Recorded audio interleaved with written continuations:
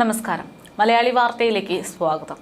ശബരിമല വികസനം മാത്രമാണ് ആഗോള അയ്യപ്പ സംഗമം എന്നതുകൊണ്ട് ഉദ്ദേശിച്ചതെന്ന് ആവർത്തിച്ച് പറയുകയാണ് CPM-ഉം മുഖ്യമന്ത്രി പിണറായി വിജയനും.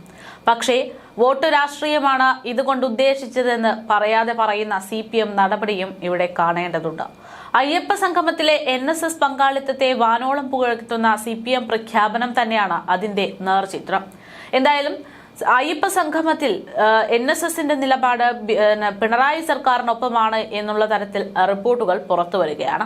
എന്തായാലും ഇവിടെ എന്തെങ്കിലുമൊക്കെ ചെയ്യണമെങ്കിൽ അത് നമ്മുടെ സംസ്ഥാന സർക്കാർ തന്നെ ആയതുകൊണ്ട് സംസ്ഥാന സർക്കാരിന്റെ നിലപാടിനൊത്തു പോകുക എന്നുള്ളതാണ് നല്ലതെന്നാണ് NSS ഈ വിഷയത്തിൽ പ്രതികരിച്ചിരിക്കുന്നത്. ആഗോള അയ്യപ്പ സംഗമത്തിന് പിന്നാലെ BJP-യെയും UDF-നെയും വെട്ടിലാക്കിക്കൊണ്ട് തന്നെയാണ് NSS അത്തരത്തിലൊരു പ്രതികരണം നടത്തിയത് എന്നതാണ് യാഥാർത്ഥ്യം. അയ്യപ്പ സംഗമത്തിൽ നിന്നും BJP-യും UDF-ഉം വിട്ടുനിന്നത് ശരിയായില്ല എന്നാണ് NSS നിലപാടായി അറിയിച്ചത്. ബദൽ സംഗമത്തിൽ നിന്നും NSS വിട്ടുനിന്നത് BJP-ക്ക് തിരിച്ചടിയായി എന്നുള്ളതാണ്. NSS-നെ പ്രകോപിപ്പിക്കാതെ കരുതലോടെ മാത്രം മുന്നോട്ട് പോകുകയാണ് UDF ചെയ്യുന്നത്, ആലോചിക്കുന്നത് എന്നതാണ് ഒരു വശത്തു നിന്ന് ഉയരുന്ന അഭിപ്രായം. അയ്യപ്പ സംഗമത്തിലെ NSS-ന്റെ പങ്കാളിത്തം നേട്ടമായാണ് LDF വിലയിരുത്തുന്നത്. എന്നാൽ NSS പങ്കെടുക്കാത്തതിൽ കോൺഗ്രസിന് ആശങ്കയില്ല എന്ന ഈ വിഷയത്തിൽ പ്രതികരിച്ച രമേശ് ചെന്നിത്തല രംഗത്തെത്തി. അയ്യപ്പ സംഗമത്തിൽ NSS നിലപാട് സ്വാഗതാർഹമെന്ന് ദേവസ്വം മന്ത്രി VN വാസവൻ പറഞ്ഞിരുന്നു. എല്ലാ അർത്ഥത്തിലും സർക്കാർ എടുത്ത നിലപാട് ശരിയാണെന്ന് സ്ഥിരീകരിക്കുന്നതാണ് സുകുമാരൻ നായരുടെ പ്രതികരണമെന്നാണ് വാസവന്റെ പ്രതികരണം. NSS ഒരിക്കലും സർക്കാരിനെ എതിർത്തിട്ടില്ല, പ്രശ്നാധിഷ്ഠിതമായിട്ട് കാര്യങ്ങൾ പറയുന്നത് നിലപാടാണ് എന്നും മന്ത്രി പ്രതികരിച്ചു. NSS കൃത്യമായ അഭിപ്രായം രേഖപ്പെടുത്തുകയും പിന്തുണയ്ക്കുകയും ചെയ്തിട്ടുണ്ട്. സന്തോഷകരമായിട്ടുള്ള സമീപനമാണ് സുകുമാരൻ നായർ സ്വീകരിച്ചത് എന്നും മന്ത്രി പറഞ്ഞു. എന്നാൽ ശബരിമലയിലെ സർക്കാർ നിലപാടിൽ ആത്മാർത്ഥതയില്ല എന്നാണ് UDF-ന്റെ പ്രതികരണം.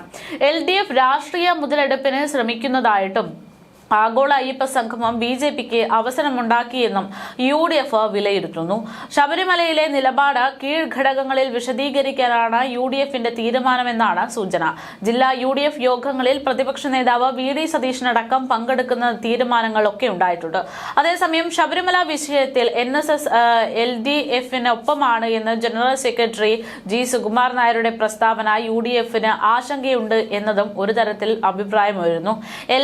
NSS അനുനയിപ്പിക്കാനാണ് നേതാക്കളുടെ നീക്കം എന്നുള്ളതാണ് സൂചന. ശബരിമലയിലെ UDF നിലപാട് NSS നേതൃത്വത്തെ ബോധ്യപ്പെടുത്തുകയും NSS ജനറൽ സെക്രട്ടറിയെ കാണാനാണ് കോൺഗ്രസ് നേതാക്കളുടെ തീരുമാനമെന്നും സൂചനകൾ പുറത്തു വന്നിട്ടുണ്ട്. ഒരു ദേശീയ ദിനപത്രത്തിന് നൽകിയ അഭിമുഖത്തിലാണ് സുകുമാരൻ നായർ തന്റെ നിലപാട് വ്യക്തമാക്കിക്കൊണ്ട് CPM-നെ അനുകൂലിച്ചുകൊണ്ടുള്ള പ്രതികരണം നടത്തിയത്. അയ്യപ്പ സംഗമം ബഹിഷ്കരിച്ച കോൺഗ്രസിനെ വിമർശിച്ച സുകുമാരൻ നായർ കോൺഗ്രസിന് ഹിന്ദു വോട്ട് വേണ്ട എന്നും ശബരിമലയിൽ ആചാരം സംരക്ഷിക്കാൻ കേന്ദ്രമൊന്നും ചെയ്യുന്നില്ല എന്നുമായിരുന്നു ആരോപിച്ചത്.